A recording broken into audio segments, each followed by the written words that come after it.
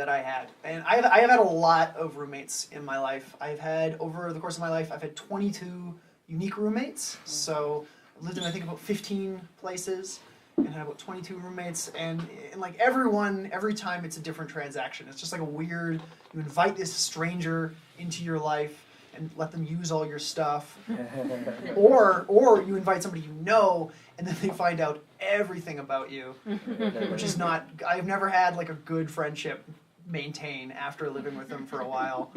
Because like everybody's got quirks that they want to hide that eventually come out, like whether it's just like the poor flushing technique, which came up with my first roommate ever. Probably the worst I've had is somebody who, rather than throwing out floss, they just like put it on the toothbrush like a totem to like ward off the rest of the plaque. It's horrifying. So, but here's like the worst roommate that at the time that I thought was the worst roommate I'd ever had, and because she did the craziest thing that a roommate has ever done to me. So when I've had a lot of crazy roommates. Like I had a woman who believed that there are fifth dimensional angels who only reveal themselves at 11:11. So twice in a day you can talk to angels, and she told us over about 2 hours. How Calgary was the place where all the best angel research was being done, and that was why she had moved in. And what was funny was that about 2 weeks into living with her, she just disappeared, which I thought was interesting. Because you're right, it could either means that angels were real and she got taken up, or she was a crazy lady who didn't pay rent.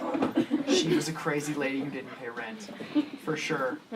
I've had quirky roommates. I had a roommate who was also named Jeff, and he was about the most affable dude I've ever met in my life. And he had a very interesting hobby. His hobby was finding deals. So when I first came in, first lived with him, he had a stack of 360 games, Xbox 360 games, that was like literally about 5 feet high. And he had gotten that because Zellers had mispriced the console games, and he was like, "Yeah, bud, totally gonna make a killing on these things." Yeah. That was the first day that we met. And then the rest of the time, his obsession was like getting the most out of all-you-can-eat sushi. It was like conversations that I don't know how to respond to. He would just be like, 24 today. I was like, great. I have no way to respond to that. And I have had angry roommates too. I had a roommate in Montreal who watched like Habs games with an angry intensity that I have only seen in Rob Ford crack videos. Like he had morbidly obese crack addict levels of rage. Like he would just, I've never seen, like he was doing something he loved and he'd be like, "Fuck! Fuck!" And I'm like, "Are you okay, Harold?" He's like, "No, I'm good. Weird.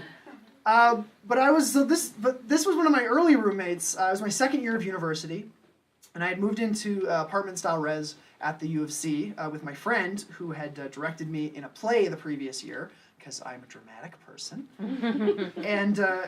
But then within about a month, the one person that I'd moved there to be with, like she just basically moved in with her boyfriend, and so I was left with the other two roommates who I didn't know at all. And one of them, she was this quiet, studious girl. I was just like, we didn't really know each other very well. We didn't immediately click. For like 2 months, she thought my name was Doug. I don't know why. But and then the other guy was this good old boy from Rocky Mountain House, and we had even less in common, except we had the one thing in common, that we liked to drink a lot. So we became friends like really fast.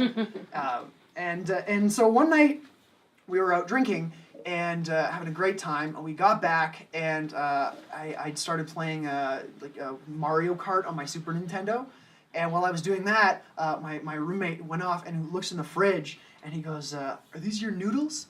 And I said, "No, and all my noodles are still in the box that they came in." And he's like, "I'm gonna eat these noodles." And I was like, "I don't think you should eat those noodles." And he ate those noodles. And it turned out later that they had been my other roommate's noodles. She was like quite a gourmand. She liked cooking, and she'd put a lot of work into them, as it turns out. Because what happened after that was I got back from class the next day, and I found out that they had been hers because she had left me a note. And I had been left like lots of notes in various scenarios. Like I had been left notes like, like passive aggressive Post-its. I had been left like things written on toilet paper. This was different. This was a note that was written in marker all over my door. And it wasn't just a message, it was the entire fable of the little red hen. Do you guys know? It's basically a fable of moochers. It's very Ayn Randian. It's because what happens throughout the whole fable is that the little red hen, she wants to make bread, and so she goes out to plant the wheat, and she goes, "Who will help me plant the wheat?" And all the people go, "Not I, not I, not I," all the animals, and then she goes, "Well, then I'll do it myself." And then she goes on and on and on, and does it herself. But I'm simplifying. This poem, when writ large, is an entire door.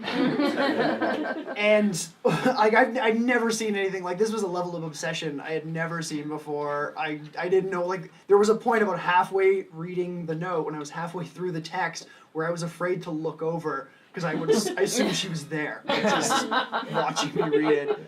And it was the kind of thing that would only have been properly accompanied by just a small child singing, And so I was pretty terrified. I didn't know what to do. So I slept on it. And when I say that I slept on it, I mean that I locked my door when I slept for the next week, because I wasn't sure what was going on with her. And then eventually I put a note on her door, and I said, I would really appreciate it if you would clean all the marker off my door. And then she responded with another note that said, "You ate my noodles." Note the third, "No, I didn't. Mike did that." Note the fourth, "Well, you should have stopped him." And then about a week later, I got back from class, and it was gone. She had actually taken it all off the door, and I was like, "Yeah, fucking won."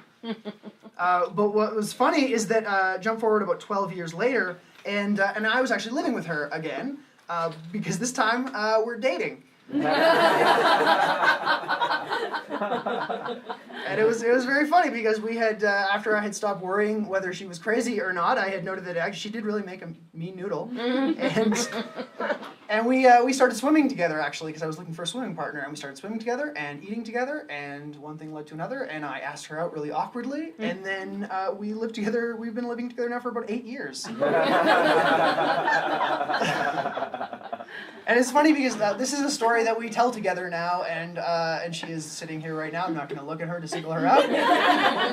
But when we tell this story, she corrects me. There are all kinds of details that I have told right now that I'm sure she is like, "No, that's not how it happened." But it is. And it's funny because out of the 22 completely different roommates that I've ever had, who I thought originally was my worst roommate turned in fact out to be my best roommate. She's a great cook. Sure, she's fun to be around, but I just love her in a way that I've never loved anyone else before. And my second best, though, is Mateo, the Italian grad student. He was great. He would make homemade polenta. I don't know if you ever had that. As gravy. Great.